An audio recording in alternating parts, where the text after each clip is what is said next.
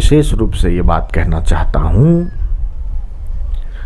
हमने लिस्ट बनाई अंग्रेजी दवा को छोड़ के, और कितनी चिकित्सा पद्धतियां ऐसी कि जिसमें दवाई लिए बिना अथवा कम से कम दवाई का उपयोग करे और बीमारी ठीक हो जाए। 110 चिकित्सा पद्धतियों की लिस्ट मेरे पास है, 110। उसके मैं नाम बताता हूं आपको, आप सुनते चले जाओ, इतने नाम हैं इसके। वैसी चिकित्सा पद्धति अगर इस क्षेत्र में शुरू हो जाए तो क्या कहना, आनंद आ जाए, आनंद। सूर्य चिकित्सा, चुंबक चिकित्सा, एक्यूप्रेशर,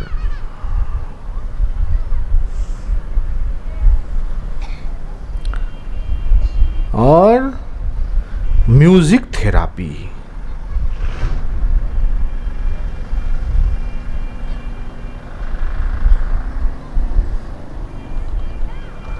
और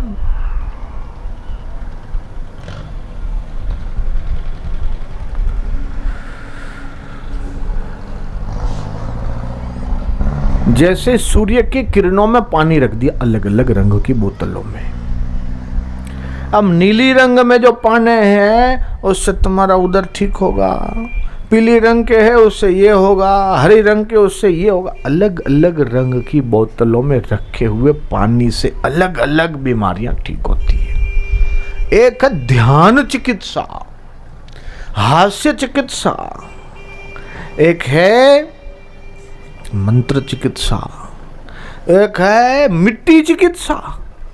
ये जो खेत की मिट्टी है ना, वो मिट्टी आपके पेट पे जब लगा देंगे तो पेट के 200 मिट्टी खींच लेती है। कई लोग ऐसा प्रयोग करते हैं, खड्डा खोद के गले तक आदमी को दबा दो, 2 घंटे 4 घंटे फिर निकालो, इससे पूरा शोधन हो जाता है। ये पूरी चिकित्सा पद्धतियों का एक छत के नीचे सारी चिकित्सा पद्धतियां अल्टरनेटिव थेरापी, होलिस्टिक थेरापी के नाम से अगर शुरू हो जाए, ये विश्व का एकमात्र केंद्र बन जाएगा भारत अपना। विदेशों से भी लोग आए, पूरी दुनिया अभी इस ओर भाग रही है। तो आहार आपका कैसा होना चाहिए? दूध में विटामिन ए होता है, शरीर की रोगों से रक्षा करता है। ये काऊ थेरापी, एड्स रोग नहीं मिटता, ये गौ चिकित्सा से एड्स मिट जाता है, ये कैंसर मिट जाता है। हमारे डॉक्टर जैन हैं इंदौर के, वो तो ऐसी ऐसी भारी असाध्य बीमारियों का इलाज करते हैं गौ चिकित्सा के द्वारा किया। तो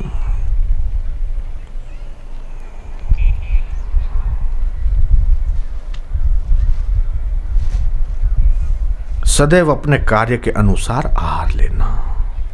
यदि कठोर शारीरिक श्रम करना पड़ता है तो अधिक पौष्टिक आहार लेना, और हल्का शारीरिक परिश्रम करते हैं तो हल्का सुपाच्य आहार लें। निश्चित समय पे भोजन करें। भोजन को मुंह में डालते निगले नहीं, बल्कि खूब चबा चबा कर खाएं, इससे भोजन जल्दी पचता है। भोजन करने में जल्दीबाजी न करें और न बातों में व्यस्त रहें।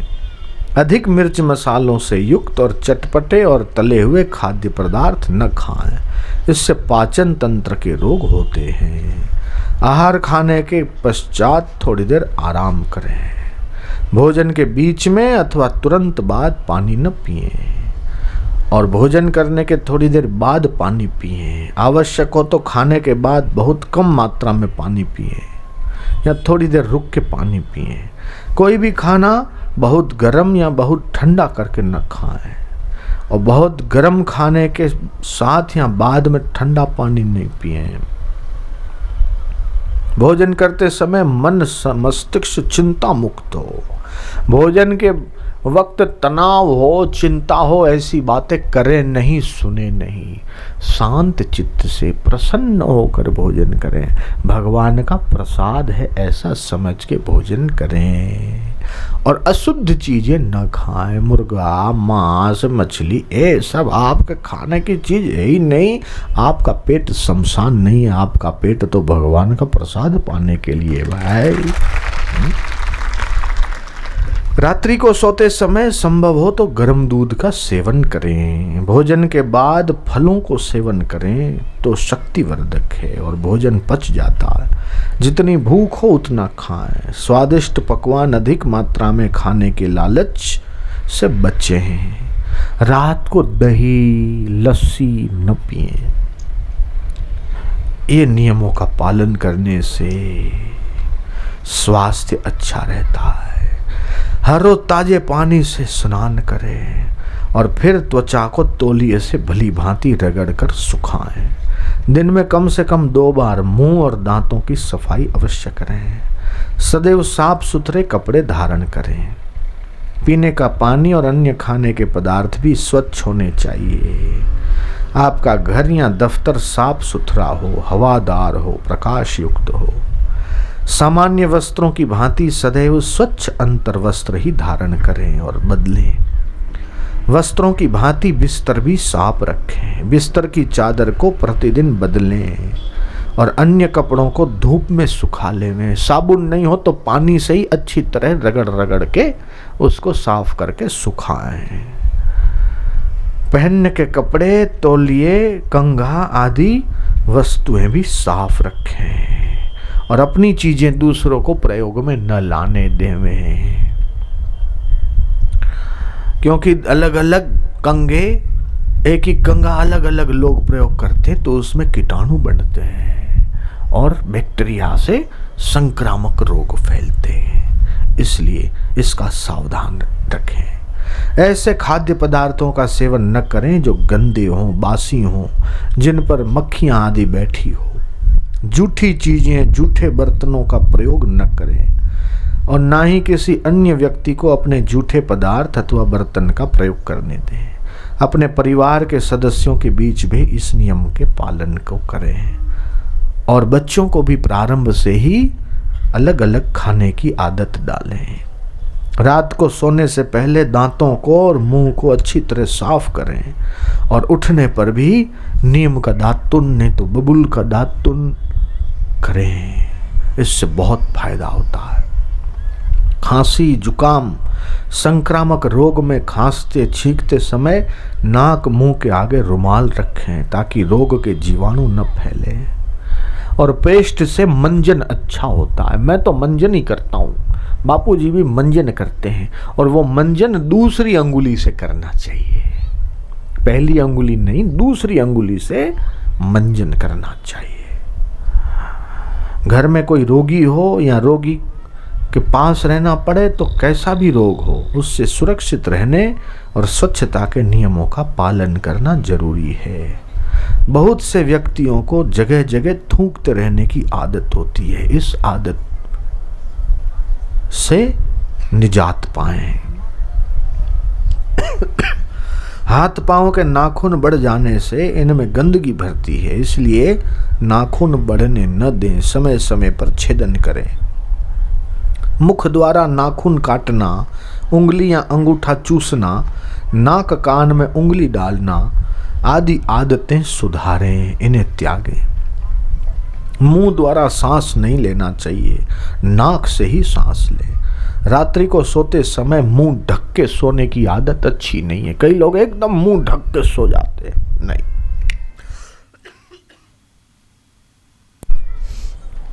विश्राम स्वास्थ्य के लिए आवश्यक है। विश्राम करने से श्रमित अंगों को आराम मिलता है। आज की जिंदगी में अधिकतर लोग अनिद्रा के शिकार हैं। अनिद्रा की अवस्था में नींद लाने के लिए नींद की गोलियों का सेवन करने के बदले तलुओं पे थोड़ा सा दही रगड़ दें, इससे नींद अच्छी आती है। नींद लाने का एक मंत्र भी है, ओम शुद्धे शुद्धे महायोगिनी महानिद्रये स्वाहा। इस मंत्र का जाप करने से नींद अच्छी आती है। चिंता त्याग कर स्वस्थ जीवन प्राप्त कर सकते हैं, और चिंता त्यागना कठिन काम नहीं। सदैव प्रसन्न रहना, समस्याओं से घबराना नहीं, उनका सामना करना। फल की चिंता छोड़कर अपने प्रत्येक उत्तरदायित्व का पालन लगन से और सच्चाई से करना। हालात से कभी निराश नहीं होना। जो व्यक्ति निराश हो जाते हैं वे जीवन को भार मानने लगते। जीवन बोझ नहीं बल्कि एक वरदान है। अपने कर्तव्यों के प्रति निष्ठावान बने। कर्तव्य पालन मन को वास्तविक प्रसन्नता एवं तृप्ति प्रदान करता है। सारे शरीर की कभी कभार मालिश करना, सरसों का तेल या तिल का तेल से, अधिक कठोरता से नहीं और बहुत जल्दी जल्दी नहीं। मालिश से पहले या एकदम बाद स्नान अथवा भोजन नहीं करना। मालिश करने के बाद कम से कम आधा घंटा विश्राम करने के बाद स्नान करना। महीने में 1-2 बार उपवास करना। ये उपवास प्राकृतिक प्रक्रिया है। उपवास करने से आरोग्य अच्छा रहता है, कब्जियत दूर होती है, अपच भी दूर होता है। और उपवास के दौरान मुंह से दुर्गंध सी आती महसूस होती है, जीभ का रंग सफेद पड़ता है। ये इस बात का लक्षण है कि आपके शरीर में सफाई का काम आरंभ हो गया है। ये अच्छी बात है। क्षय रोग, टीबी अथवा हृदय रोग जैसे गंभीर रोगों में उपवास करना अनुचित है। गर्भावस्था के दौरान स्त्रियों को भी उपवास नहीं करना चाहिए।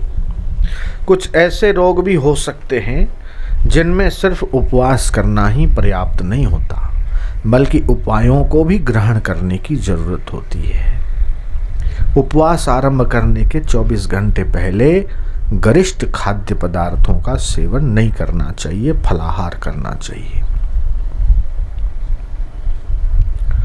तो शरीर स्वस्थ रखना। महर्षि चरक कहते हैं, हितोपचार मूलम जीवितम।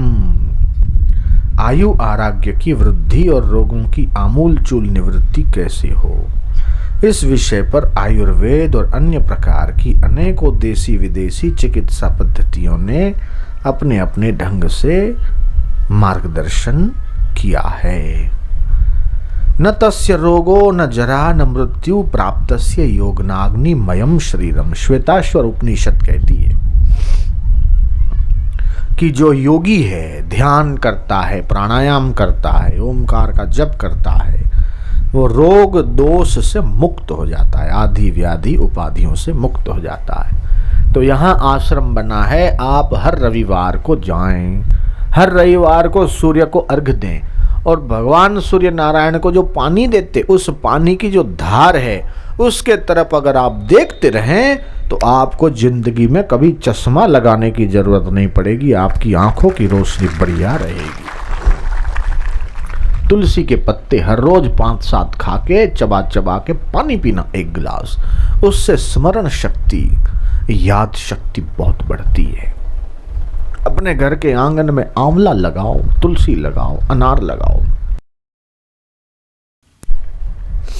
नित्यम हिताहार विहार सेवी समीक्षकारी विषयेष्वसक्तः दाता समः सत्यपरः क्षमावा नाप्तोपसेवी च भवत्य रोगः।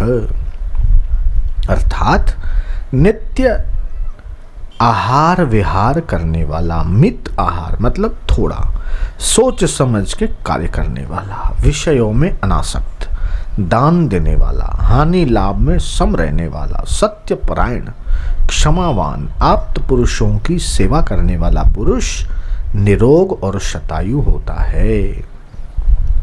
आचार्य चरक कहते हैं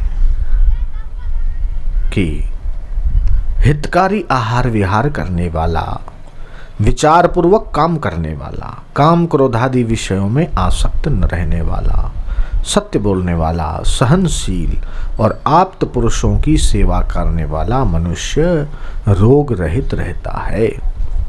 सुख देने वाली मति, सुख कारक वचन और कर्म, अपने अधीन मन और शुद्ध तथा पाप रहित बुद्धि जिसके पास है और जो ज्ञान प्राप्त करने, तपस्या करने और योग सिद्ध करने में तत्पर रहते हैं, उन्हें शारीरिक और मानसिक रोग कभी नहीं होते।